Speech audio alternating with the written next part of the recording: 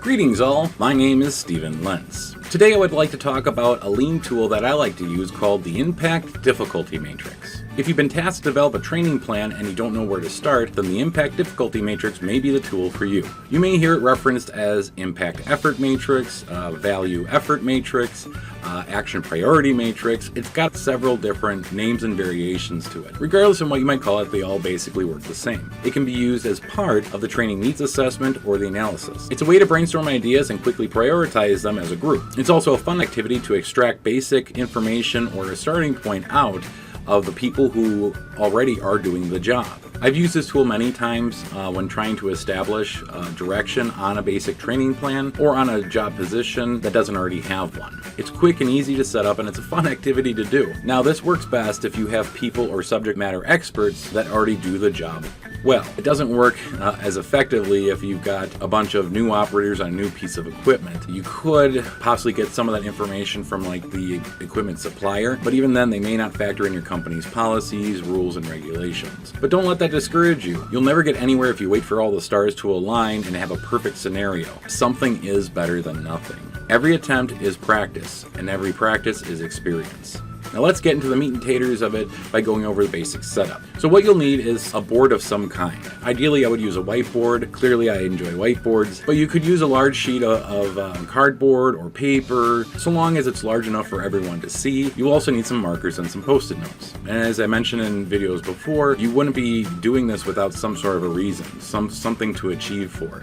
So you have to have the goal and, of course, the purpose of why you're doing this, so that that can be communicated to the group and they'll understand why they're there. Now comes time to set up the matrix. I typically set this up at the beginning of the meeting while everyone's there to explain the concept so people can understand and are familiar with the process as we start to walk through it. First, start by creating a simple matrix composed of two lines, one on the left going up and down and the other going across on the bottom. Each line represents impact or difficulty respectively.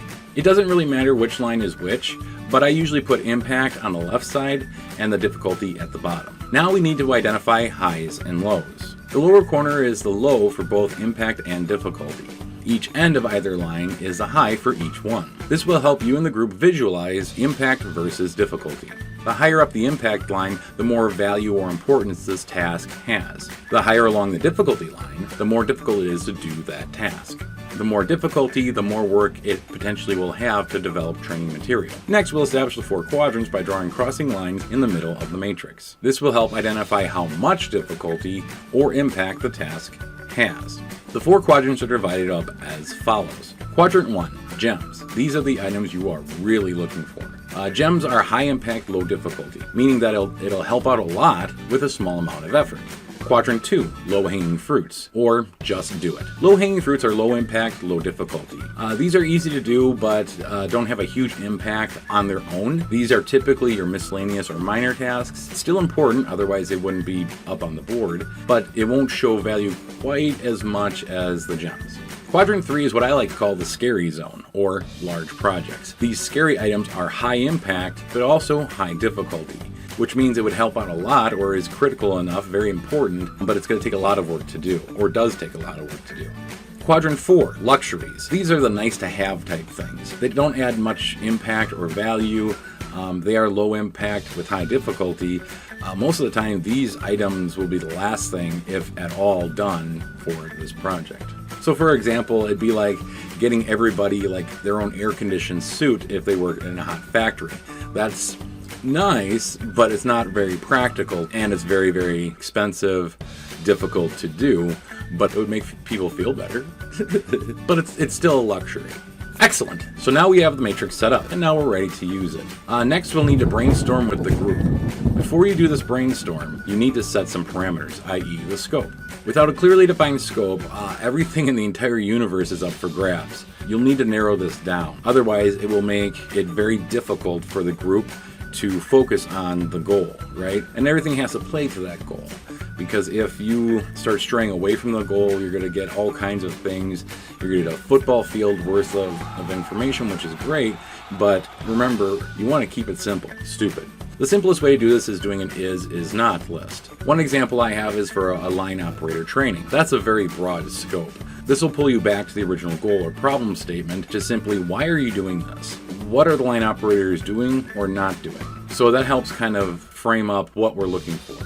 In my example, let's assume we're setting up a new line operator training program. You don't want to start with setups and changeovers because new operators need a sense of what the finished product needs to be before knowing how to set it up. They need to know what a quality product looks like in order to prepare or set that up. So our scope in this case would be running operator duties. We just need somebody to be able to run it at this point. It is operator quality checks and adjustments.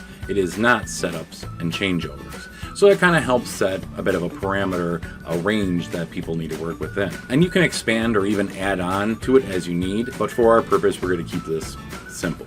To gather ideas to plot onto this matrix, I use a highly sophisticated tool, markers, and post-it notes. Be sure to explain to the group that it's only one idea per post-it note. I also recommend setting a time limit, because if you don't set a time limit, this whole process can get dragged out and it can kind of make it a pain in the butt. When the clock starts and the ideas start coming out, don't bother trying to plot them right away.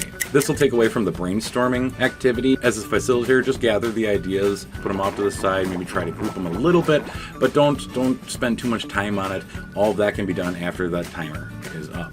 It seems almost cruel, but what we're trying to do is get some of those knee-jerk ideas. These are by nature the best ideas for a base plan since they are the first to come to mind. So it's the common things, the simple little things that people first think of, the knee-jerks. Emphasize that no idea is a bad idea. And if a person is unsure if it's a good idea or within the goal scope, just have them write it and throw it up there. Get her done.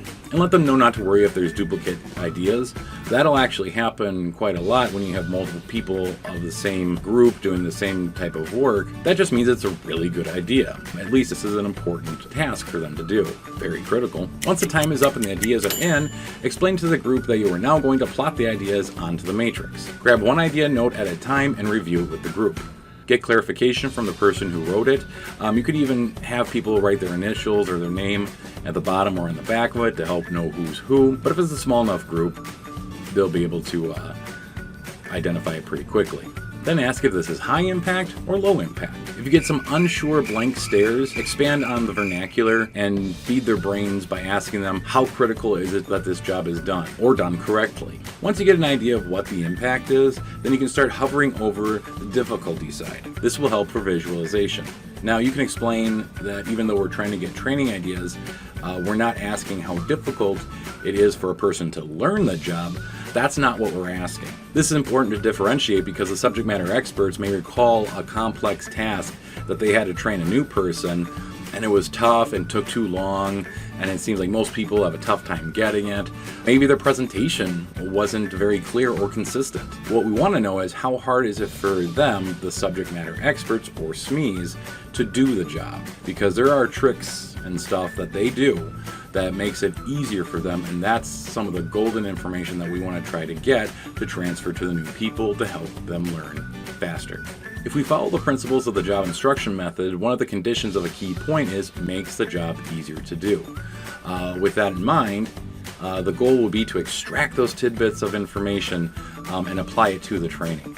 With that said, the difficulty is geared towards the subject matter expert's personal feeling of difficulty when they do the job. Keep doing this with every idea by clarifying and plotting. At the end, it'll be very clear where to point your guns at. Everything in the upper left corner are your gems. These are the keys to closing the skill gap. I would recommend turning this into some sort of a list and label priority. I would also recommend reviewing this list with the subject matter experts and identify any dependencies between the gems and the low-hanging fruit, quadrant 1 and quadrant 2.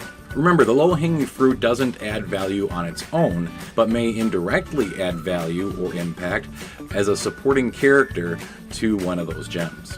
So there you have it, the impact difficulty matrix and the start of a training plan. The first time you do it will probably get a little clunky, and that's okay. Experience takes practice, and every practice gives experience. Thanks for watching, and be sure to like, share, and subscribe so that these videos reach more people. And also, click on the bell to get notified when new videos come out. I'm Stephen Lentz. Be sure to stay safe, have fun, and rock on.